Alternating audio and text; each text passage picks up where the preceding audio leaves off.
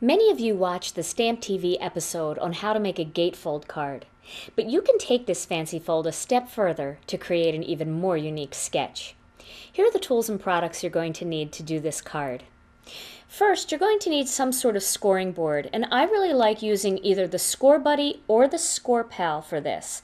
And the reason why I like using one of these two scoring boards is these boards already have marks embedded in them for exactly where you need to score your card to create a gatefold card.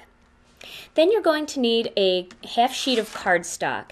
What I've done here is I've taken a piece of the Gina K Designs Red Hot cardstock and I've cut it in half. So this is just an 8.5 by 11 sheet of cardstock cut in half.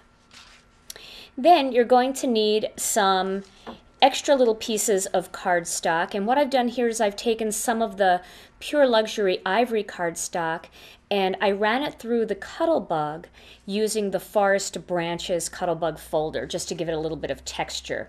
And you can do this plain, you can use pattern paper, or you can use a Cuttlebug folder and create a little embossed surface on it. I also have a little bit of score tape, and I'm using the 1/4 inch score tape, but you can use the 1/8 inch or the 1/2 inch. Any of those will work well. I also have some tape, the Tombow mono adhesive dot style tape. I really like this one for assembling my cards. And you're going to need a focal image and a greeting. And what I've done here is I've used the Apple stamp from the Autumn Splendor Stamp TV kit and one of the greetings, and then I've cut them out using the square nestabilities here and the long rectangle nestabilities down here, and then I've layered them on a piece of the Red Hot cardstock. You're going to need 2 images for this, whether you want to use 2 pictures or a picture and words, whatever you want, but you'll need 2 separate pieces to do this card. I've placed my piece of Red Hot cardstock inside the Score Buddy up against the left-hand side. And I'm going to show you here on the Score Buddy, you'll see a tiny little dot right here and another tiny little dot right here.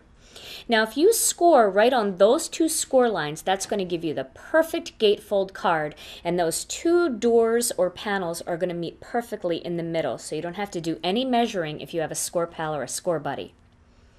And I always like to bring my cardstock down just a little bit so that I can get my scoring tool right into that groove. And so I'm going to start on that first line. And because our cardstock is nice and thick, I always do a second score line. And then up here on this dot for this side of the fold. And now I've created my gatefold card. And you can see now the indentation is it's being pushed in here. I'm going to flip it over to fold it. I'm going to fold over the one side and then fold over the other side, and you can see they perfectly meet right in the center. My next step is to take these ivory panels that I've created, and I'm going to attach those onto the 2 front panels of the gatefold card using some of the mono adhesive dot roller. My final step for this gatefold card with a twist is to take a little bit of score tape, and I'm going to position my images exactly where I would want them if this was just a front panel of a card. But I'm only going to add the score tape to the one side on the image and to the opposite side on the greeting. So let me show you how I'm going to do that. Let me find the little end here. Okay. So I'm going to add it just to this side on the back, right here. And I'll add a second piece for stability, but I'm not going to go past the center of that card, this square.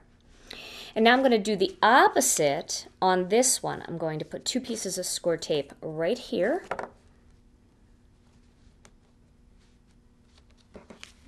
That's a little big.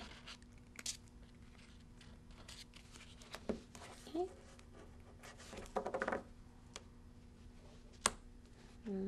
Put that one right about there. Maybe I'll add one more on this because this is a longer panel. Okay. So now, my next step is to peel the backing off of this, and I'm going to position this again as if this were just one front panel of a card. Make sure that it's nice and centered, like that. And I'm going to do this one the same way down toward the bottom.